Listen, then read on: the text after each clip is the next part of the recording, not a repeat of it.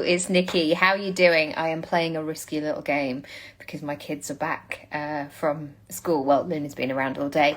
But I have something to share, and something that it's been a realization of something that happened today. So earlier today, I had to do a self-tape. Now, the deadline on these sort of self-tape for acting stuff is usually really quick. So they usually want it within 24 hours, 48 hours. Sometimes you get a little bit longer, but generally it's a very quick turnaround. And I happened to be at home today. I had some meetings this morning, but my afternoon was clear, and Matt was around as well, which I was grateful for. And so we were able to make it work childcare wise, and my son was at school. And I had this realization that I was actually able to do the tape immediately and well in advance of the deadline.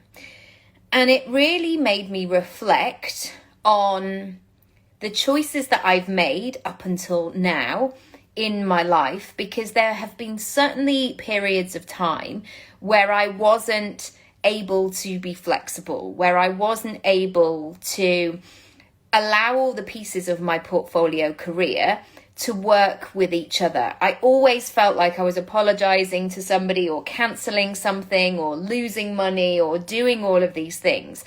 And today I had a realization I could make this work. And I felt really pleased with some of the decisions that I had made. And specifically, one of the decisions that I made was 7 years ago. I was like, right, I'm going to, and this is all before, of course, this is not what I'm saying for you to do, but I remember it being a specific time where I knew that I had to make a leap and make some changes. And this was before children. And would I do it now? I don't know. But I knew that I wanted to get back into the driving seat, essentially, of my life and business, because I didn't feel like I was. And I felt like I wasn't getting the results that I wanted, and I had to kind of shake it up. So 3 takeaways I want to give you today. So today, using the example of doing a self-tape and having that flexibility to meet that deadline, which I wouldn't have been able to do years ago, is the first thing I want to share is, do you know what you want? And this is not a sort of lofty someday, oh, that would be cool. Pay attention to all of that stuff, but really know that it's for you. It's for you. If you're having that niggle, if you're having that, oh, I'd really like to do that, or if that idea keeps coming and revisiting and again, welcome it in, explore it. And even if you look at it and you go, actually, now that I've done the numbers on this, or actually now that I've looked into this a little bit more, I don't know if I want to do that. That's cool as well, but know what you want. So 7 years ago, when I was making those shifts in my life, I knew that I wanted to welcome in more creativity in whatever form that could be. So I wanted to bring in more acting stuff, more speaking stuff, more last minute nature. And the current situation that I had 7 years ago was that I was locked into specific time frames in my week, and that flexibility, lack of inflexibility, just didn't work for me. So the first thing is, know what you want. Number 2, know what that goal is going to require of you. So if I wanted to progress creatively, I knew that I had to keep putting myself in the game. And there have been certain points, certainly in my life, when I've been in dark places in my personal life, I've had, or if I've had grief, or I've had sadness, or I've had other stuff where or breakups, or just when I wasn't feeling it, there can be that tendency for me to pull back and go, maybe this is not for me. Maybe I won't make the moves. Maybe I won't be brave. Maybe I won't put myself out of my comfort zone because actually I'm feeling vulnerable enough. And of course, there is definitely a place for that. When you're in grief or when things are happening, you're never going to go, oh my gosh, let me just be the best person that I can. No, there's a reason and season for everything. But I really had to understand, and that was sometimes from a distance of going, what's it going to take? What's it going to take for me to be brave enough to actually follow what it is that I want. What's it going to take? What's that going to look like? And what do I need to do in order to make that happen? And the third thing is, what do I need to start doing?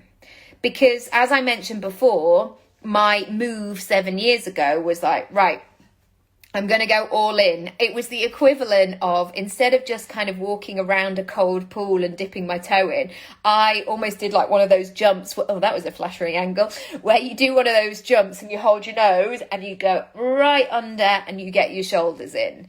That's what that move felt like. And again, would I do that now I have children? Probably not. I would do it in a different way. And so I am working on the basis that you probably do have adult responsibilities. Here we go, we're back. And anyone who tells you otherwise, you know, these coaches that say, if you're not serious if you don't go all in, or you're not serious if you don't invest hundreds of thousands of pounds. No, it's about taking that first step. So firstly, in summary, know what it is that you want and recognize it and welcome it in, because I don't know about you, but suddenly I've got to 40 and I've forgotten loads of things that I really love to do, and I've kind of boxed them away. And I don't know why that is. Is that getting older? Is that less time? Is that losing confidence in those things? I don't know. I'll explore it and I'll let you know. But yeah, know what you want. Secondly, really understand what is it going to take from you to get to what it is that you want to do. Because there is that phrase, isn't it? What's got you here won't get you there. And so sometimes we need to take a step back and really analyze the landscape, like, okay, what's this going to look like? And so sometimes this could be, I've always wanted to retrain in, become something else, or do a course, or go traveling, or whatever it might be. That second stage is about like, okay, so how much is this going to cost? Or if you're going for a course, like, how much time is this going to take? When would I actually do it? How much time have I got available? How do I like to learn? What is it going to take of me? So I know the temptation can sometimes be, and people always say that, of like, just say yes and figure it out later. We are doing it for the support of you, of making sure that you are going to be vibrant and thrive in that place as well. The third thing is, what can you do right now that means you're going to start? So to give the course example, you might be in a position where you're like, I just can't afford that at the moment. I'm not in a position to commit to something. I've got too many other things going on. So maybe you need to do that 6 months from now. But what can you do right now to get excited and to make those moves that are going to take you closer to your dream, to whatever it is that you want to make a reality and make part of your life as well? So today's, I guess, takeaway for you is about action. Is about, I might be a bit scared. It's a lot. There's, so many other people or things or situations that need me. I've got hiccups, but I'm going to be brave and I'm going to do it anyway. And even if I'm not going to do the all in, hold your nose, let's go, I'm going to be starting to dip my toe in, or like just even have a conversation about how cold that water would be. So I'm going to leave that with you today. I hope you took something from it. If you did, please share this live, or comment in below. Or if you don't want to comment publicly, I can hear my daughter shouting, she's funny, or DM me. I would love to hear. But thank you so much for joining, for watching on the replay. I really appreciate it. And go for it. Why not? All right, sending lots of love, and I'll speak to you soon. Bye.